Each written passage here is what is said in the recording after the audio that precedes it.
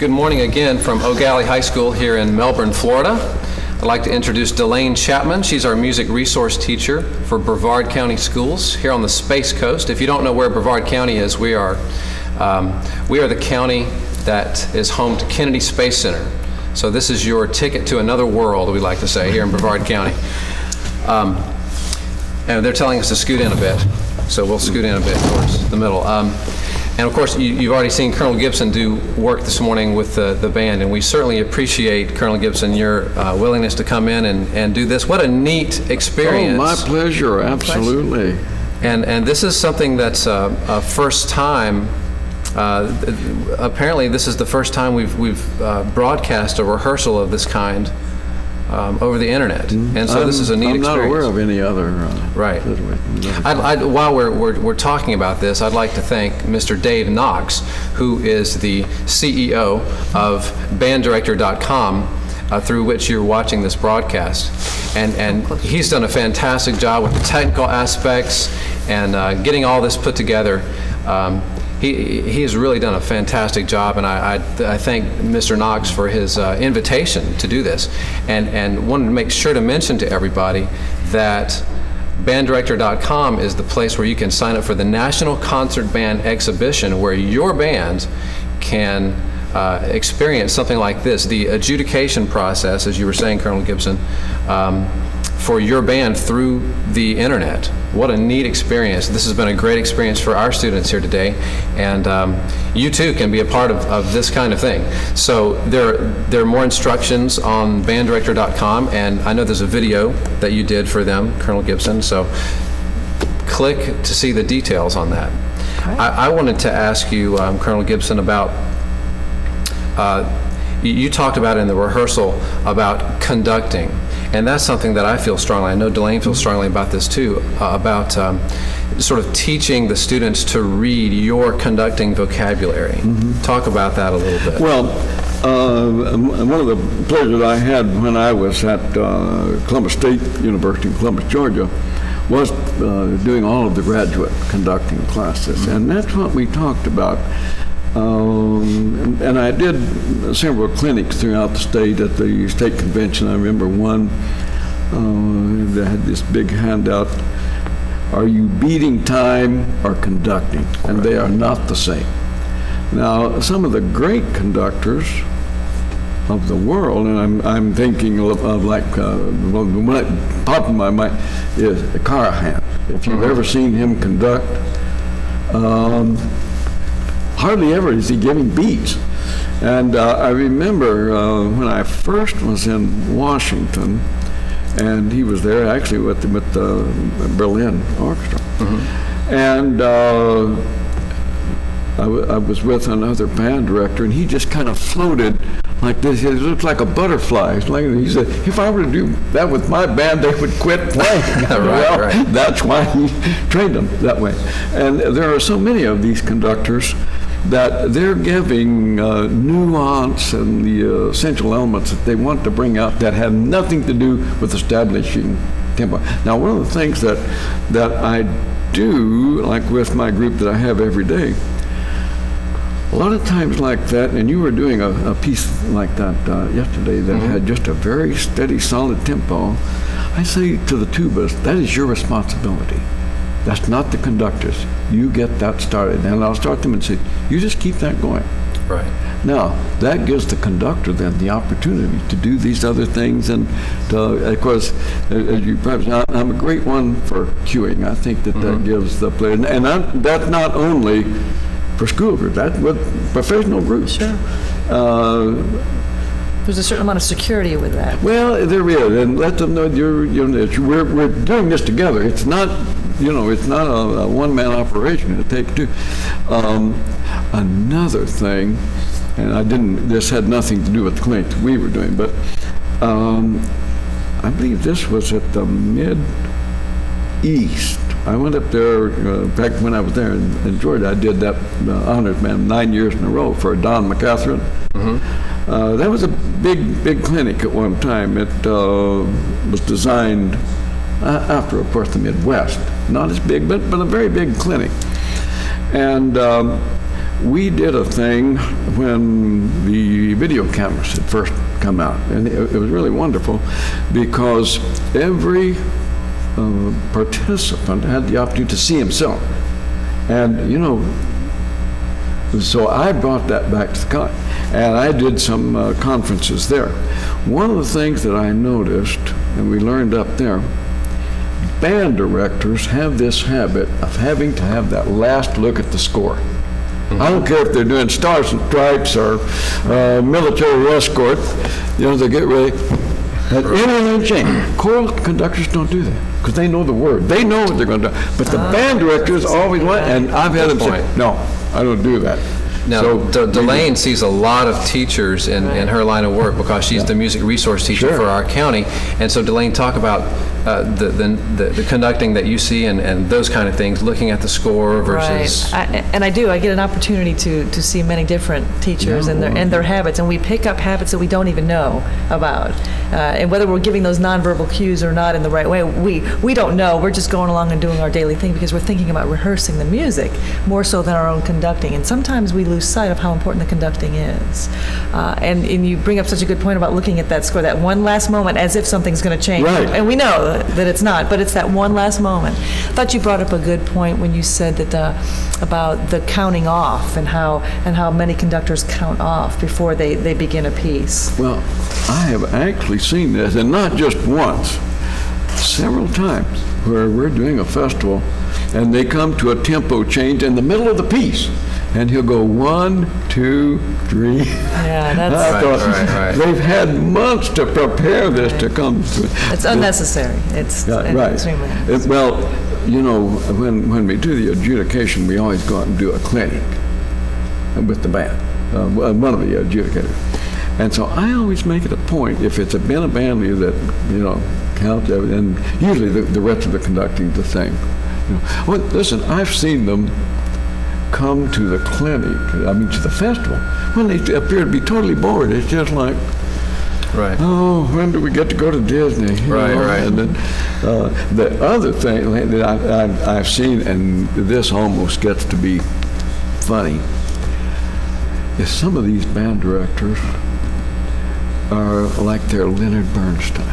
They're on the podium and they're going through everything, and the piece is falling apart. Right. The trombones are lost, and then they're falling out and they don't even appear to be aware of it. They're in their own mind conducting this. I admit I fall into that category from time to time. But something that we've done in our district here in Florida recently is actually we have a conducting adjudicator. And that sounds a little scary for you band directors out there. Sometimes, well, what do you mean adjudicator? Am I getting a rating like a drum major at a marching band contest? No, it's someone who we respect, that we sort of get together and make our adjudicators list as a district, and we ask someone to come in and watch us conduct at our band festivals. And they are watching a camera shot of us, and then they'll make comments on a videotape for us, and we will see that. It reminds me of what we did in college and conducting lab and this kind of thing. But we do that in a real life, and that's a really neat experience. And we've had some great people in to do that. So may I recommend that to everybody out there? Absolutely, and we do it with our middle schools as well. Oh yeah, not just our senior high schools. Right. And that's a very valuable experience for the conductor. And of course, you have to watch the videotape. That's when it becomes a valuable experience. Right. Ms. Chairman, you talked about developing habits and little just eccentric things that we do. I had a student, that would be a young lady. I met her in one of the honors bands, and she wasn't even in the band that I conducted. She was in the second band, but she saw me doing this band with the top honors band, and she said, "I'm going to Columbus. That's where I'm going to go to school. I want to learn all those things that I saw him doing." And I didn't even think about this, but there was one little part in this thing for finger symbol. And so when I did that, like that. And she said, it's like you were playing, if she heard the cymbal, you couldn't see the cymbal play. So anyway, she came and she almost was like my shadow. I just couldn't move without her being there. And when she went for her undergraduate conducting final, and they had a group of the college students that played for me. She asked me that and said, "Are you going to be down for my final?" I said, "Yes, I'll be there."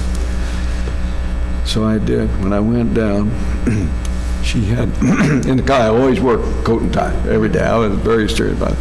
She had coat and tie. She had had her hair like she had powdered her hair. She had gray hair. And I was telling Miss Chapman, in those days I always wore glasses, but I always changed glasses when I could to conduct. And she went through the same routine, Army glasses even. Where she got them, I don't know. I thought, my gosh. So she started conducting, and I was looking at that, and I said, yes, I do that. And I didn't even realize it. Right. And in fact, I ran up to get the chairman. I said, "You got to come down and see this." I said, "My replacement is here." And so when I came in the door, she stopped the band as I would have done, and then her professorial voice, "Well, we have the chairman." So we pick up things. Right. Well, that's a little extreme, actually. That's a good story. Incidentally, I was judging at Disney a year before that, and she brought an orchestra, a junior high orchestra. And she did one piece that had a lot of very intricate jazz figures. And one of the adjudicators was the person from USC that is in charge of their jazz program. He told me, I can't believe that, how she could teach these young kids. Well, the bottom line was, we do our thing and go home and another panel comes in, but they evaluate all the results for the year. She won as the top group for the whole year. Wow. So I guess some of the things I did. That's right. That's good training right there. And that reminds me, when you're talking about orchestras and jazz ensembles and things like that, Thomas, tell us a little bit about the Prism Concert, because the Prism Concert happens to incorporate the entire music department at your school. I know that's coming up in the next week or so. Yes, and it's something that I guess it's catching on now with a lot of people in the country, and I know that Colonel Gibson you're doing a Prism Concert at Columbus State, your former school. That's right. In the spring, right. We do a Prism, and this is PRISM, Prism Concert, and I stole the idea from Dr. Jim Croft at FSU, who put together the Prism Concert that's actually going on this weekend at FSU. And it's instead of a group just on the stage and then another group on the stage and then another group on the stage and that's the concert, we have groups all over the auditorium. So it's a combination of solo and ensemble and jazz and serious concert groups and all that kind of thing, all rolled into one. And it's my favorite thing that we do all year. We're very fortunate to have the facility in which to perform such a concert. But it can be done in a gymnasium, and I've heard a lot of string orchestra groups doing that, where they set up the entire gym floor, all the different groups around, and you can do things that way. And then as soon as the applause is over, the next piece starts with the next group and that kind of thing. So the Prism Concert is actually what we're doing next week here at our school, and we'll be playing American Overture for Band along with a lot of other pieces. And so the Prism Concert is something special, and hopefully both of you are going to be there. Right, absolutely. And it's interesting too, because I don't think that level of literature can be performed unless you're performing concert literature throughout the fall season. So tell us a little bit about how you balance the two, the marching band versus the concert band in the fall. I think it's really important for concert season to be 365 days a year. And of course we have a marching season that's a little shorter, it's just the fall, but we have a great marching band here at our school, but we also do that marching band stuff mostly after school. We do maybe once a week during school, if that, and then we do, the vast majority of our time, we spend the vast majority of our time on concert band. I don't think we would be playing the literature that we're playing the upper level literature without that foundation absolutely. from the very first day of school. But I think that foundation is able to happen because the middle school programs are so strong. That is true, and I am blessed to have a wonderful feeder program. And my wife is actually my feeder program over at Johnson Middle School here in Melbourne, and she does a wonderful job preparing the students specifically for this program. And so that's something special that we have here. But you know, even if you don't have a strong feeder program, it is so important to do concert band all year long. And why would I put those two things together? Because a lot of people think that that because, you know, there's so many performance pressures on the marching band, that you have to spend a lot of time on that music in class, and that's not necessarily so. There are, you know, basically if you put a fall concert on the calendar, then you will work towards that goal as a teacher. We do a fall concert every single year in October, usually about a week or two before marching competition. And we do have a competitive marching band here at our school, but we also believe in doing the concert band literature all year long. And so that set up what we could never have done what we did today without that kind of foundation. Well, don't you think also that working through the years, you say, from the beginning of school on good concert literature, also contributes to the sound of your marching band. Absolutely. No question. And you know, this is one of the things that we emphasize, and I know my colleagues in the various many festivals that I do. Of course, you know, I do a lot for the Disney. Right. And some of theirs, now the group that used to have Music Festival Orlando always had marching as a part of their festival experience. Well, there were some bands that it was obvious they were marching bands. Right. And when they came to the concert stage, they had 25 drummers back there, Right. and they played with one dynamic, Right. double F. Right. Right. You know, and it really, for those band directors watching, the concept is, who is determining your curriculum for your teaching? Is it the athletic director at your school? Is it your principal? Or is it you? Are you the one that's making the decisions about what's being taught in the classroom? And that's just that's a philosophical decision that you have to make. But let me tell you, putting a fall concert together in October is not easy, but boy, is it worth it. In fact, this year we had ours on a Friday night before a football game because of some circumstances beyond our control. We usually do a Tuesday night concert and that kind of thing, but we did a Friday night fall concert. We started about 5 p.m. and then it was over about 6:30, and we put on the marching uniforms and went outside and did the football game. And you've got to be very committed to the fall concert to do that. That's right, but I'm very committed to the fall That's concert. exactly right. And we have 3 concert bands here at our school, and all 3 of them performed. And it doesn't matter really if your football team is 0-10 or 10 and 10-0, 10 or and whatever. 0, and we're getting ready to do playoffs all into Right. Christmas Eve. What matters is that you schedule that fall concert, because you will, as you say, work towards that goal. Right. If you schedule it, then you'll do it. And the cool thing is you can invite people from the football crowd and from that marching band side of things to the fall concert.